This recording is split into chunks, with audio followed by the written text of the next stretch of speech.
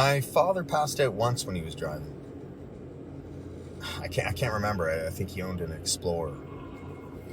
Can't remember. Anyways, the thing went off the highway and rolled a whole bunch of times. My nephew was in the passenger seat beside him. My dad can't remember what happened. He fell asleep. The vehicle hit some ice. He's got a memory gap where that information should be. He goes back in his mind, and when he gets to that part, there's just nothing there.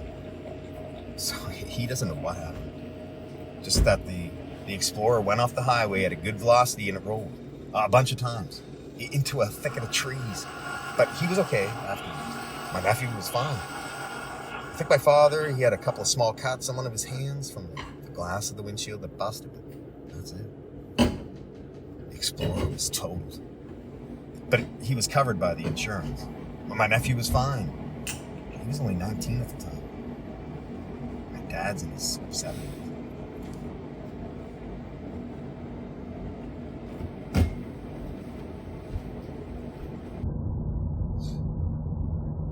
I never had any plans to have kids myself.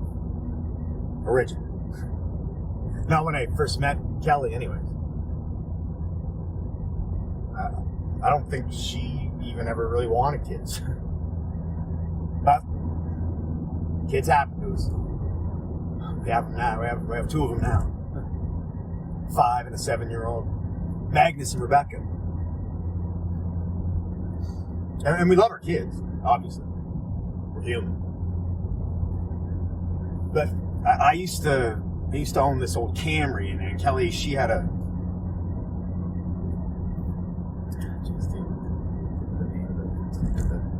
some kind of Nissan. But we traded them both in for the SUV. we got an SUV with the complete package. The extra length for the extra space inside, and the monitors so the kids can watch Disney Plus in the back seat while we're driving them around, just to settle them the fuck down. But it's so big. It looks so big. The SUV. It looks like a monster. Like a tawny fucking monster. So I know. I feel a bit self-conscious parking the thing anywhere in public. Because I know it's big. And people keep keying it, dragging their keys into the paint on the doors and the sides. And when people do that, you got to take it into the shop to get it touched up, fix the damage, get rid of the key lines, the jagged white silver streaks, these marks of other people's hatred, ire.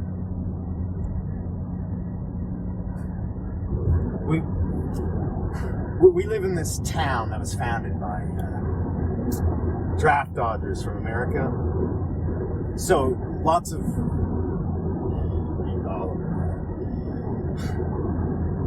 organic types always hanging around,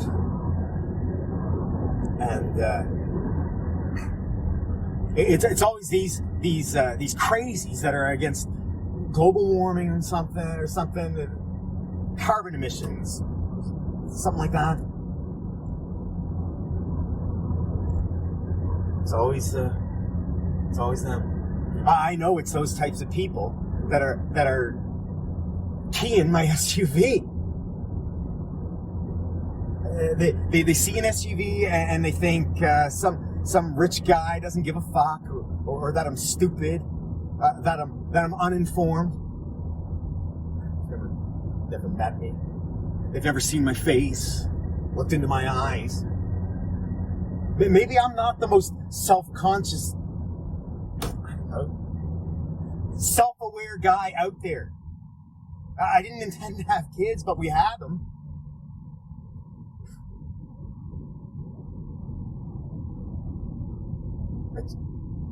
I just keep thinking about my dad and his car going off the road.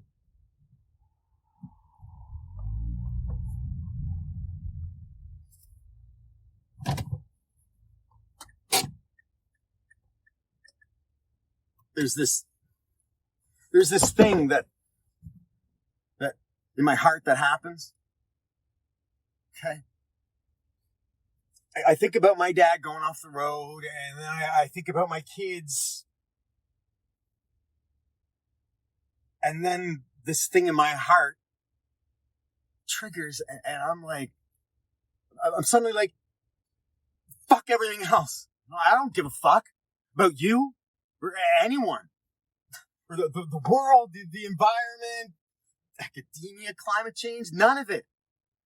My heart goes off.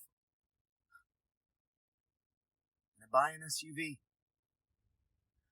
Regardless of all the stuff I know, deep down, I know is happening.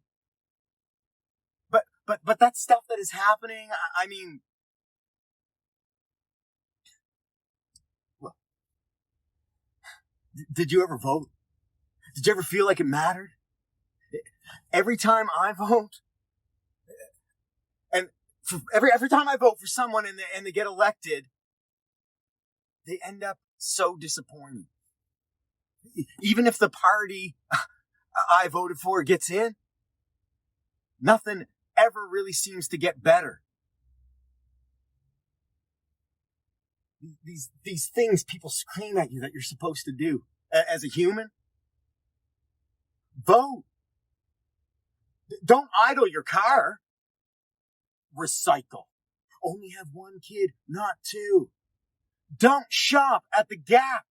Even if you do, try to do all these things you're supposed to do, nothing really ever seems to get better.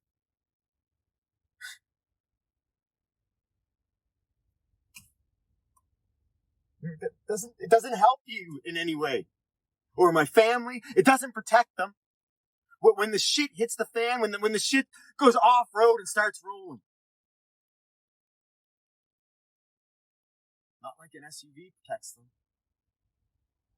The reinforced metal frame is what my heart tells me.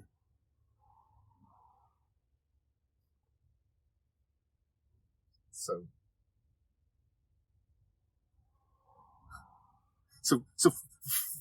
fuck the academics and whatever they come up with.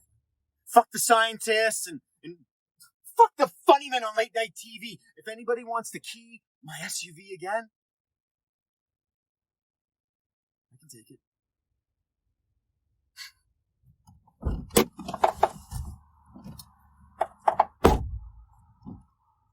I can take it.